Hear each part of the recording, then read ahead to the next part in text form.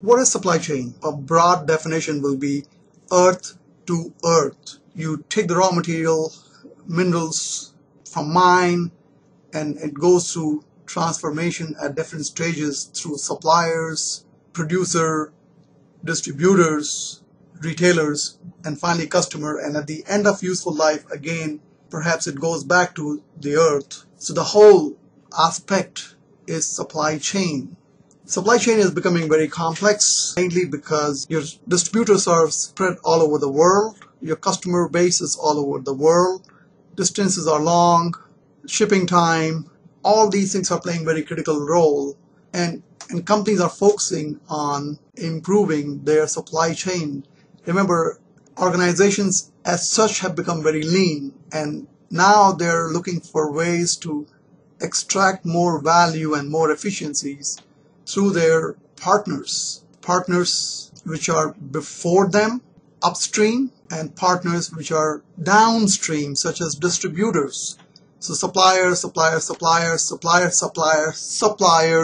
retailing, distribution, all those things are included in the supply chain. And because of distances and time, it's very critical that information is managed. This is the model: procurement, production, and distribution. Source them, make them, deliver them. And this is all tied together with information. Supply chain management is nothing but an effective information management system which would help you make things happen. Supply chain for service is slightly different than manufacturing because you don't have physical goods, but you have basically human resource and support services that have to be managed carefully. Remember, consumption and creation of service often takes place concurrently, which means you cannot maintain inventory of, say, haircut that a customer walks in and puts it on. Value chain is a broad term that is used for conveying all things you do from raw material to the eventual end user, with the ultimate goal of providing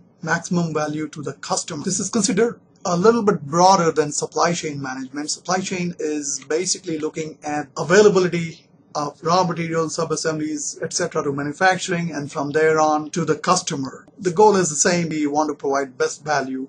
They often use another term interchangeably called demand change, which is viewed as a network of trading partners: suppliers, producer, wholesaler, and customer. Again, the goal is increase value for every player supply chain. The main focus is creation of value for customer, creating more efficiencies in the entire supply chain rather than focusing only a particular player in the supply chain. Everyone has to work together. Often we talk about global optimization, not local optimization. The key to any successful supply chain management is information management. Information, communication, cooperation, and trust. Trust among players is very critical. Nowadays, organizations are willing to open their books, point of sale information with their partners so that they can all work efficiently.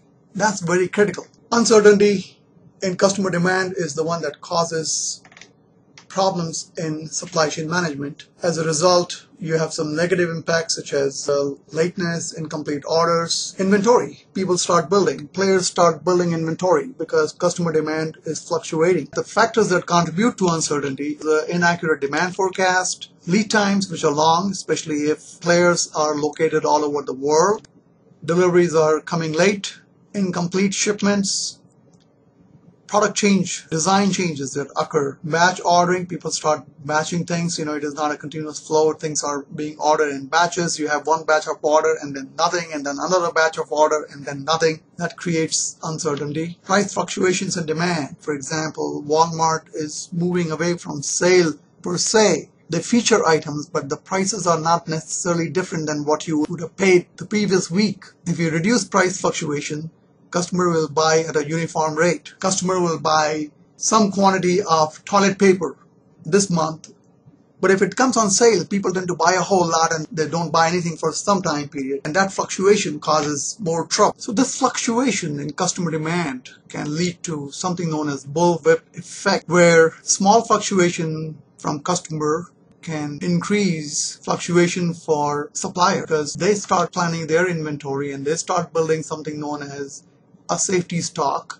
From there on backwards, the next guy will build even more safety stock, and their order pattern will be even more irregular, and it builds up all the way up to the manufacturer. As you move back in the supply chain, they see bigger and bigger fluctuation. So small fluctuation at the customer end leads to bigger and bigger and bigger fluctuation in demand at the back end, and that is why it is called a bullwhip effect. So how do you avoid bullwhip? Reducing sale is one way. Having the point of sale information available to your partners so that they know exactly what is going on, and then they don't start building up inventory because of the fluctuation and build up safety stock. There's another strategy called risk pooling. Well, is this risk pooling? Too many people in the pool? Not really. This is risky pooling. Risk pooling is combined inventories from multiple locations. Let me give you an example. If you were maintaining two separate warehouses to serve two separate locations, it is possible that demand forecast for one area indicated that you will sell a lot, and in another area indicated you're going to sell less. But it turns out to be just the opposite. Well, if you had just one warehouse serving both the locations, it will not impact you badly because the positive and negative errors in your forecast will even out. Risk pooling is also the same concept in insurance. You buy insurance and everyone pays in money. Someone will have accident, someone will not have accident, and it all evens out. The same concept can be applied in warehouse and inventory management by aggregating risk from different area into one area. You have one warehouse serving multiple locations rather than one warehouse serving one area, one location. Another strategy of risk pooling is to use module to create a variety of products. For example, Harley-Davidson uses a few modules, a very few number of chassis to create tens of different products. The third strategy is to create flexible capacity, meaning you can easily shift capacity from one product to another product, from one type of service to another type of service.